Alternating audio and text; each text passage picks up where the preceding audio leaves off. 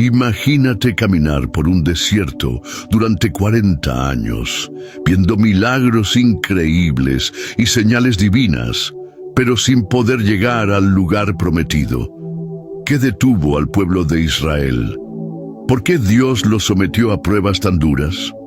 En este video descubriremos cómo los eventos del libro de los Números están conectados con los desafíos que enfrentamos hoy y cómo cada uno de esos 40 años esconde una lección que cambiará tu forma de ver la vida. El libro de los Números nos transporta a una de las etapas más cruciales en la historia del pueblo de Israel. Un momento en el que Dios, después de liberarlos de la esclavitud en Egipto, los guía por un desierto lleno de pruebas y lecciones. Pero este libro no es solo un relato histórico, es una ventana a nuestra propia vida. Así como Israel luchó con sus miedos, sus dudas y su desobediencia, nosotros también enfrentamos desiertos personales. Momentos de prueba donde nuestra fe es puesta al límite. El libro de los Números fue escrito por Moisés durante el viaje del pueblo de Israel hacia la tierra prometida. El nombre en hebreo, Bemidbar, significa en el desierto, reflejando perfectamente la etapa de transición y aprendizaje que vivieron. En este libro encontramos a un pueblo organizado por Dios, pero que constantemente cuestiona su plan. Vemos milagros impresionantes como el maná, pero también la desobediencia de los espías y la rebelión de Coré. Cada historia es un espejo de nuestra propia lucha por confiar en Dios en medio de las dificultades.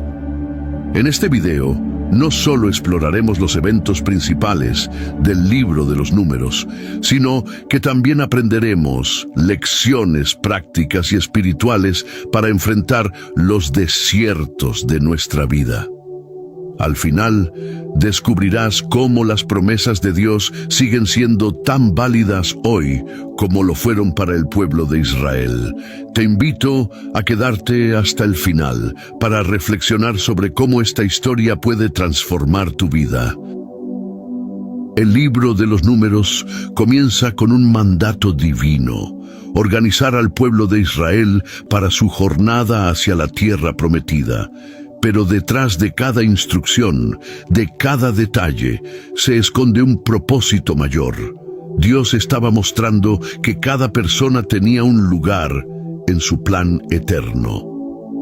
En el primer capítulo, Dios llama a Moisés en el desierto del Sinaí y le da una orden específica: haz un censo de toda la congregación de los hijos de Israel, por sus familias, por las casas de sus padres, conforme al número de los nombres, todos los varones de 20 años arriba, todos los que pueden salir a la guerra. Números 1, 2, 3. Este censo tenía un significado profundo. No era solo un recuento de números, era un recordatorio de que cada persona era conocida por nombre y tenía un propósito en el plan divino. Cada tribu fue contada y organizada con precisión. Por ejemplo, Judá tenía 74.600 hombres aptos para la guerra, y Rubén tenía 46.500. Números 1, 20, 21, 27. Pero más allá de los números, este acto mostraba algo poderoso. Dios no olvida a nadie. Cada persona, sin importar su rol o tribu, era parte integral de la misión divina. ¿Alguna vez has sentido que eres solo un número, que tu vida no tiene importancia? Este censo nos recuerda que Dios conoce tu nombre, tu historia y tus luchas. Tú también cuentas en el plan de Dios. En el capítulo 2, Dios instruye cómo las tribus deben acampar alrededor del tabernáculo. Cada tribu tenía un lugar asignado: 3 tribus al este, 3 al oeste, 3 al norte y 3 al sur, todas con el tabernáculo en el centro. Esta disposición no era accidental. Reflejaba un mensaje claro: Dios debe estar en el centro de sus vidas. Por ejemplo, Judá, junto con Isaacar y Zabulón, acampaban al este liderando el campamento con 186.400 hombres, números 2, 3 a 9. En el centro, los levitas protegían y servían el tabernáculo, recordando al pueblo la importancia de la adoración y la presencia de Dios. Números 2, 17. ¿Está Dios en el centro de tu vida? Así como el tabernáculo era el corazón del campamento, Dios desea estar en el centro de tus decisiones, tus relaciones y tus sueños. Este pasaje nos desafía a preguntarnos, ¿le estamos dando a Dios el lugar que merece? En los capítulos 3 y 4, Dios asigna a los levitas un rol especial: cuidar el tabernáculo y sus utensilios. Cada familia levítica tenía una tarea específica.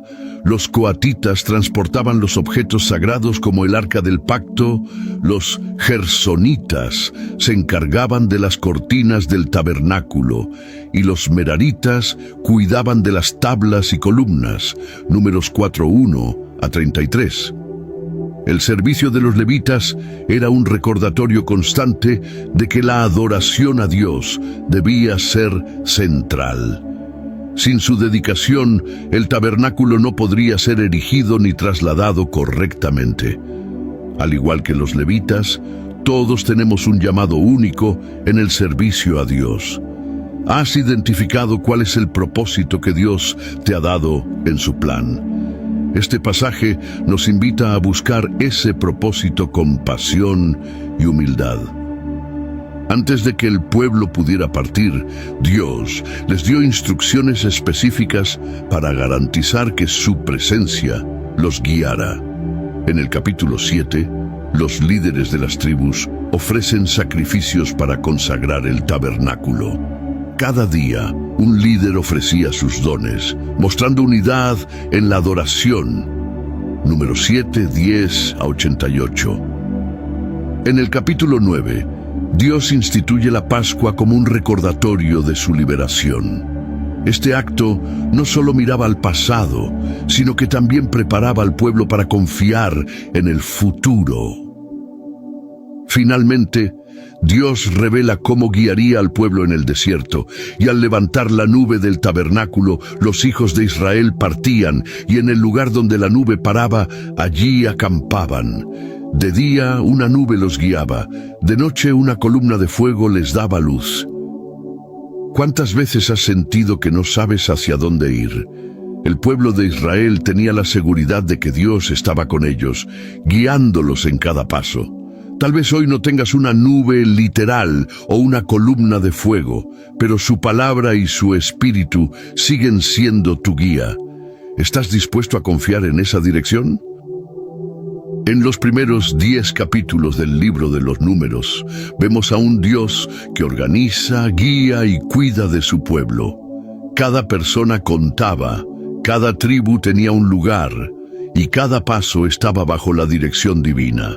Esto no era solo logística, era un recordatorio de que Dios estaba en el centro de sus vidas, llevándolos hacia la promesa. Hoy, Dios sigue siendo el mismo. Él te conoce, te llama y desea guiarte en tu propio viaje. ¿Estás listo para ponerlo en el centro de tu vida y confiar en su dirección, incluso en el desierto? Después de haber sido organizados como nación y de emprender el viaje hacia la tierra prometida, parecía que todo estaba listo para que el pueblo avanzara con confianza. Pero el desierto, lejos de ser solo un lugar físico, también era un campo de pruebas. Allí, las dificultades y las bendiciones de Dios revelaron lo que había en el corazón del pueblo. Este segundo acto nos lleva por una serie de eventos que muestran tanto los desafíos de la fe como la fidelidad constante de Dios. El viaje apenas había comenzado, pero el pueblo pronto empezó a quejarse. Los días bajo el sol ardiente y la rutina del desierto comenzaron a afectarles. Al principio, Las quejas fueron vagas y generales, pero Dios, que escucha cada palabra, respondió enviando fuego a las afueras del campamento. Este fuego consumió parte del pueblo, mostrando que sus palabras tenían consecuencias. Sin embargo, Moisés intercedió, y el fuego se apagó. Este lugar fue llamado Tabera, que significa arder. A pesar de esta advertencia, las quejas no tardaron en regresar, esta vez más específicas y más profundas. El pueblo comenzó a recordar la comida de Egipto, los pepinos, melones, cebollas y ajos, olvidando que también estaban bajo la esclavitud. Despreciaban el maná, el alimento que Dios les daba cada día. Decían: nuestra alma se seca, pues nada vemos sino este pan liviano. Moisés, abrumado por la carga de liderar a un pueblo tan insatisfecho, clamó a Dios: ¿por qué has puesto esta carga sobre mí? ¿Acaso concebí yo a este pueblo para que me lo pongas en los brazos? En su paciencia, Dios proporcionó una solución. Llamó a 70 ancianos para compartir la carga del liderazgo con Moisés. Pero también respondió al clamor del pueblo. Envió codornices para que comieran carne hasta saciarse, aunque no sin un precio. Mientras comían con avidez, una plaga los alcanzó, recordándoles que su ingratitud tenía consecuencias. Esta historia nos recuerda lo fácil que es olvidarnos de las bendiciones de Dios cuando las cosas no son como esperamos. El maná era un milagro diario, pero el pueblo lo menospreciaba. ¿Estamos valorando las bendiciones de Dios en nuestra vida o permitimos que la queja nuble nuestra gratitud? En el capítulo 12 vemos una rebelión más sutil, pero igualmente significativa. Esta vez no proviene del pueblo en general, sino de los propios hermanos de Moisés, Aarón y María. Ellos cuestionaron el liderazgo de Moisés diciendo: ¿acaso solo por Moisés ha hablado el Señor? ¿No ha hablado también por nosotros? Sin embargo, la Escritura añade una nota crucial. Moisés era un hombre muy humilde, más que cualquier otro sobre la faz de la tierra. Dios escuchó sus palabras y respondió directamente. Los llamó a la tienda de reunión y les dijo: con los profetas hablo por visiones y sueños, pero con mi siervo Moisés hablo cara a cara. Como señal de su descontento, Dios hirió a María con lepra. Aarón, reconociendo su error, clamó por misericordia, y Moisés intercedió por ella. Dios la sanó, pero la envió fuera del campamento por 7 días como un recordatorio de la gravedad de su pecado. Esta historia nos enseña que el orgullo y la envidia pueden nublar nuestro juicio. ¿Estamos reconociendo los dones que Dios ha dado a otros o permitimos que el orgullo nos lleve a cuestionar su plan? La humildad de Moisés es un ejemplo poderoso de cómo debemos responder en momentos de oposición. Uno de los momentos más cruciales del libro ocurre en los capítulos 13 y 14. Dios instruyó a Moisés a enviar a 12 espías, uno de cada tribu, para explorar la tierra prometida. Durante 40 días, los espías recorrieron la tierra viendo sus frutos, su fertilidad y sus ciudades fortificadas.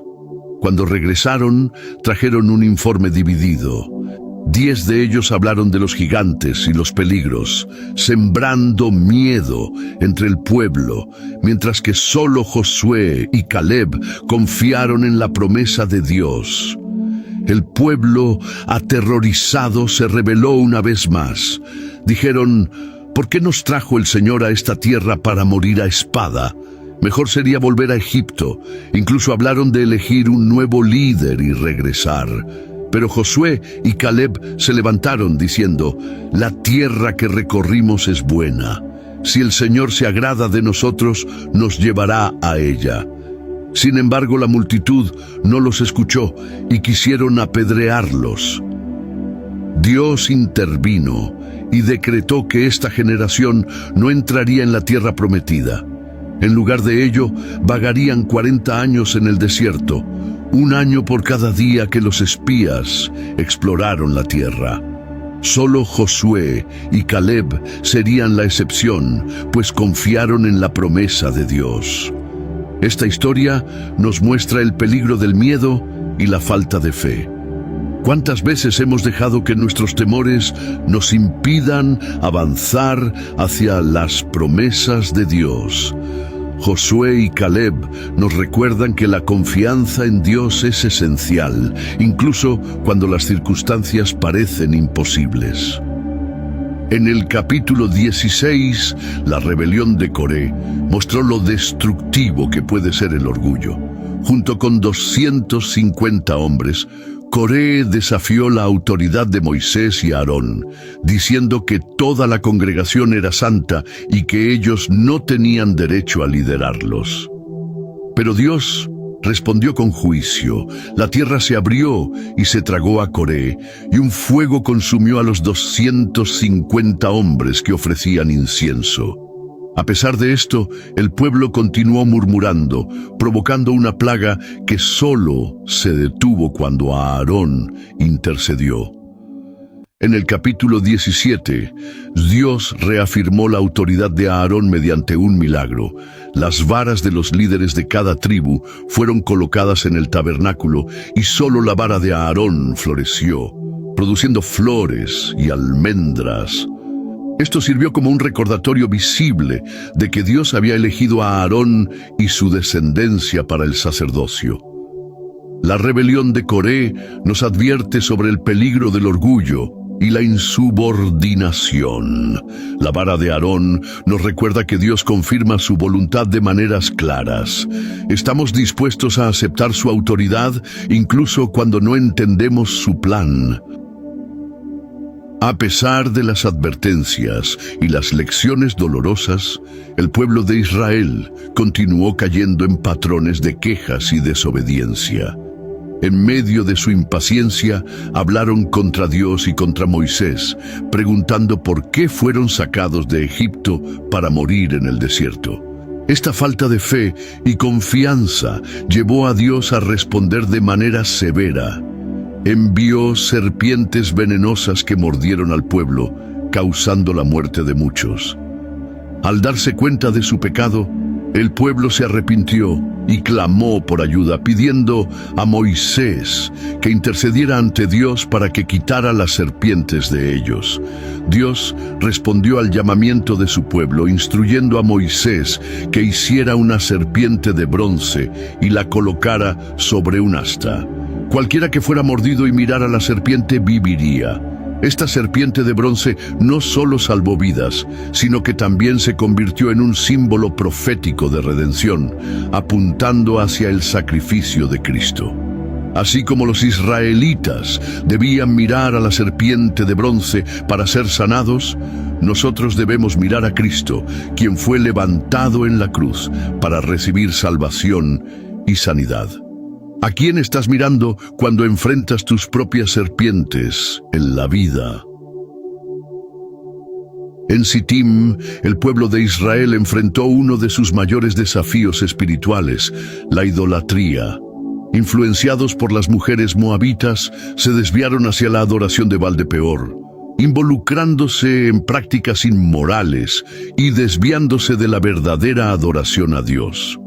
Este acto de desobediencia provocó la ira de Dios, y una plaga comenzó a consumir al pueblo como castigo por su infidelidad. Sin embargo, en medio de esta crisis, surgió un héroe inesperado, Finehés, nieto de Aarón. Al ver la gravedad del pecado, Finehés tomó medidas drásticas, actuando con celo por la justicia y la santidad de Dios. Su acción detuvo la plaga, y Dios elogió su fervor, estableciendo un pacto de paz con él y su descendencia, asegurando la preservación del pueblo de Israel.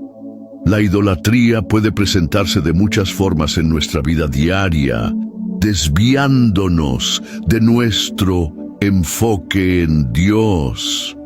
Finehés nos muestra la importancia de actuar con determinación contra lo que nos aleja de Dios. ¿Qué cosas en tu vida necesitas eliminar para mantener una relación fiel y pura con Dios? En estos capítulos vemos al pueblo de Israel enfrentando desafíos que reflejan nuestras propias luchas con la fe y la obediencia. Desde la ingratitud y las quejas, pasando por el orgullo y la rebelión hasta la idolatría, cada prueba sacó a la luz las debilidades humanas. Sin embargo, en cada uno de estos momentos, también vemos la gracia y la fidelidad de Dios. Él no abandonó a su pueblo, sino que les ofreció oportunidades para arrepentirse, intercedió a través de líderes como Moisés y Aarón, y mostró su deseo de redención y guía constante. A pesar de las fallas y las pruebas, Dios no rompió su pacto con el pueblo de Israel. En el próximo acto, exploraremos cómo Dios continuó preparando a su pueblo para la tierra prometida, enseñándoles lecciones valiosas sobre la fe. Después de enfrentar quejas, rebeliones y pruebas en el desierto, el pueblo de Israel se encuentra en un momento de renovación y preparación. Aunque muchos de los que iniciaron el viaje no entrarían en la tierra prometida, Dios tiene un plan para una nueva generación. Este acto nos llevará a través de un segundo censo, la resolución de conflictos legales y territoriales, y la reafirmación de las promesas divinas, mostrando cómo Dios sigue fiel a su palabra, incluso en medio de las fallas humanas.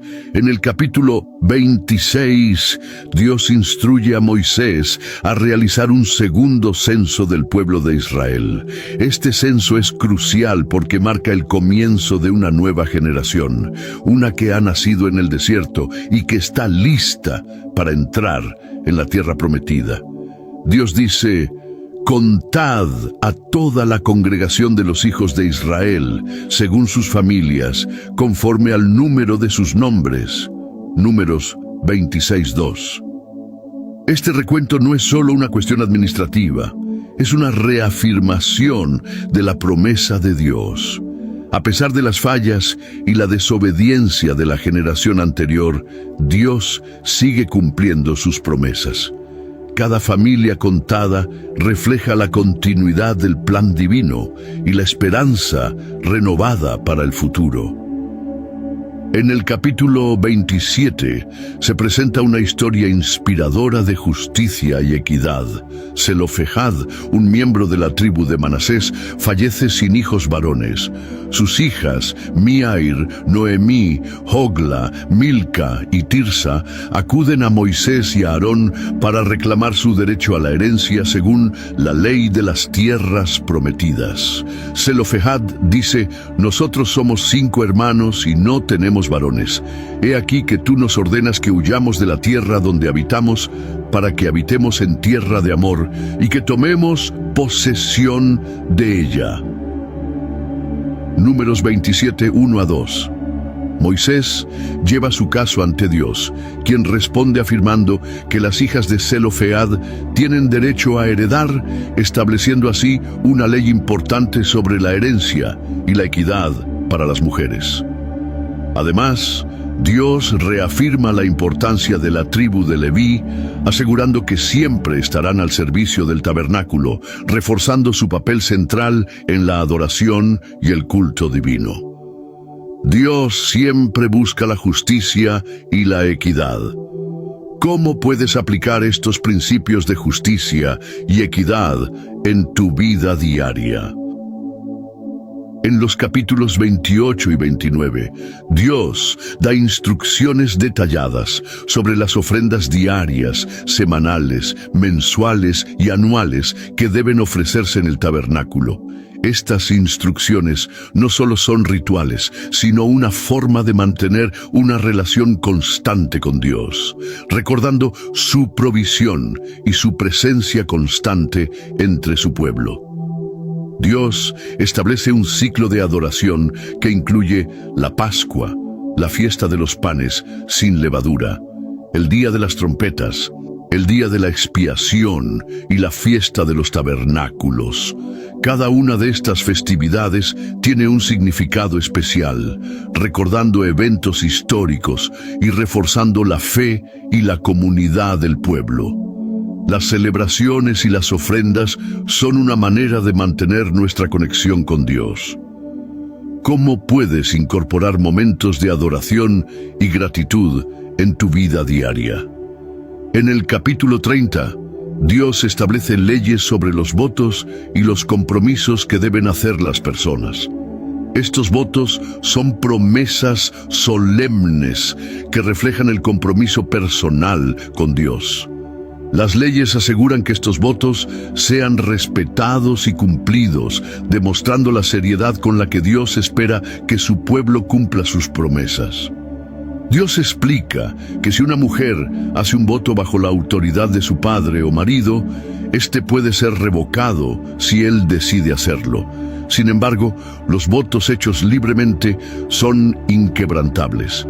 Estas regulaciones fortalecen la responsabilidad y la integridad dentro de la comunidad. Nuestros compromisos y promesas reflejan nuestro carácter y nuestra relación con Dios. ¿Qué compromisos has hecho que refuercen tu fe y tu dedicación a Dios? En el capítulo 31, Dios guía a Moisés para llevar a cabo una guerra contra los madianitas, quienes habían incitado al pueblo de Israel a la idolatría y al pecado sexual. Este conflicto es un recordatorio de las consecuencias de alejarse de Dios y permitir que influencias externas nos desvíen de su camino.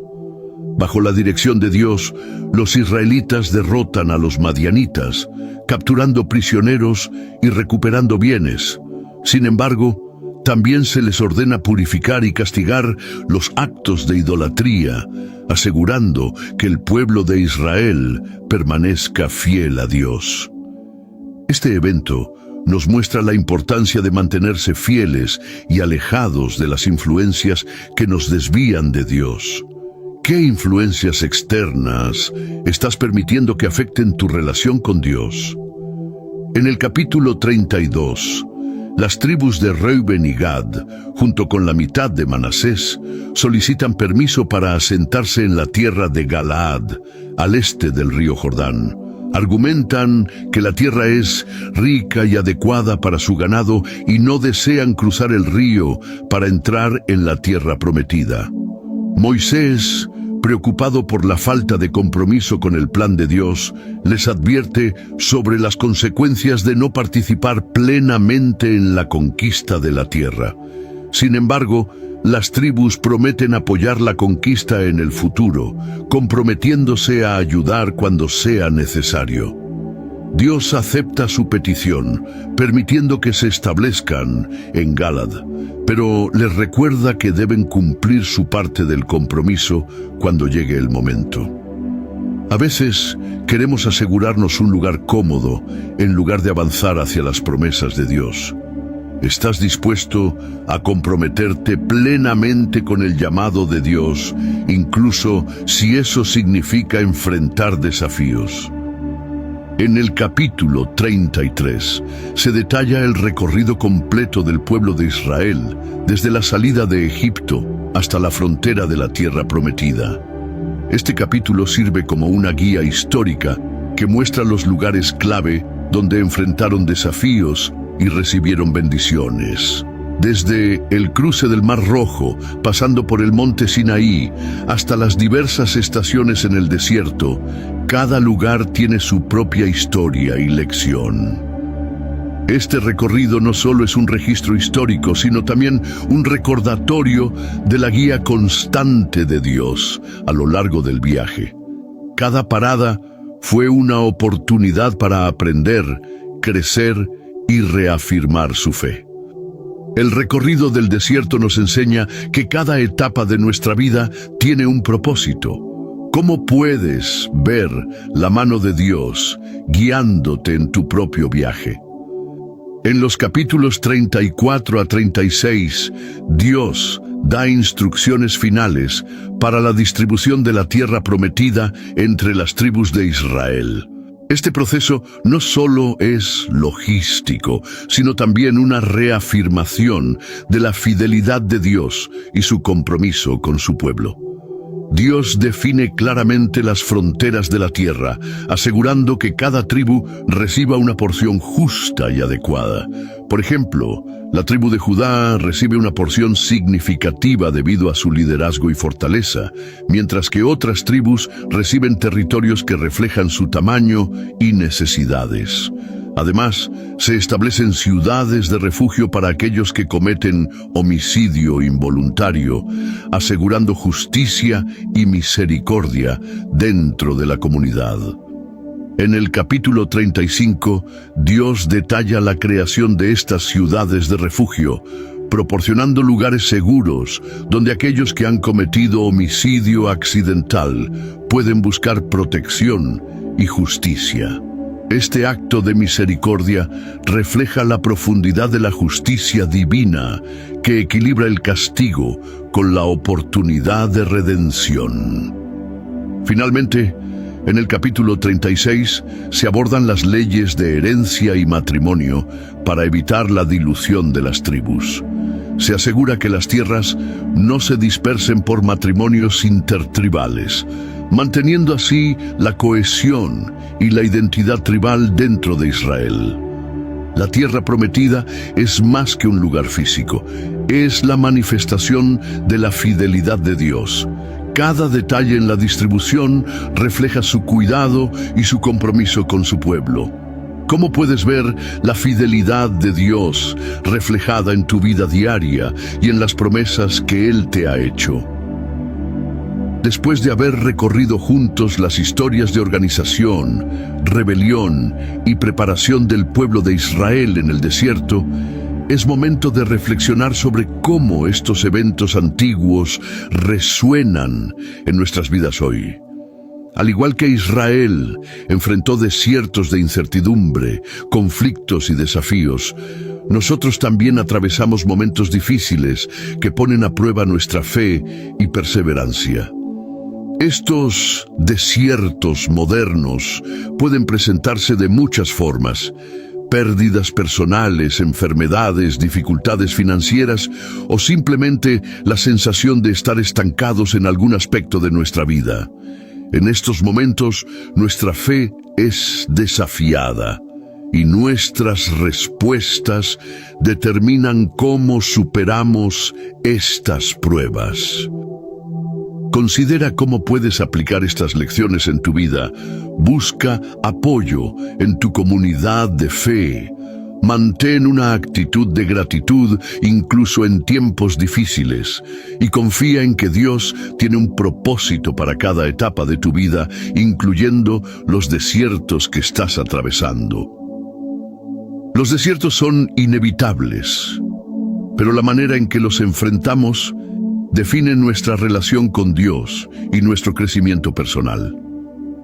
Al recordar las historias del libro de los Números, podemos encontrar inspiración y guía para mantenernos firmes en nuestra fe, incluso cuando las circunstancias parecen insuperables. Confía en su guía, mantén tu obediencia y verás cómo Dios cumple sus promesas en tu vida. Hemos explorado juntos cómo el pueblo de Israel enfrentó sus propios desiertos en el desierto del Sinaí, aprendiendo valiosas lecciones sobre la fe, la obediencia y la fidelidad de Dios. Cada desafío que enfrentaron no solo les enseñó a depender más de Dios, sino que también les preparó para la gran promesa que les esperaba, la tierra prometida. Hoy, tú también puedes encontrar esperanza y propósito en medio de tus propias pruebas y desiertos. Recuerda siempre que, al igual que Israel, Dios tiene un plan para ti, un camino de bendición y realización. Tu desierto no es tu destino. Es el lugar donde Dios te prepara para su promesa. Ahora, te invito a reflexionar sobre esta poderosa verdad. Déjame en los comentarios cómo esta historia te inspira a enfrentar tus propios desiertos. Comparte tus experiencias y cómo has visto la mano de Dios guiándote en tiempos de dificultad. Comparte este video con alguien que necesite un mensaje de esperanza y aliento en su propio viaje de fe. Gracias por acompañarnos en este recorrido a través del libro de los números. Que Dios te bendiga y te guíe siempre en tu camino hacia su promesa. Shalom.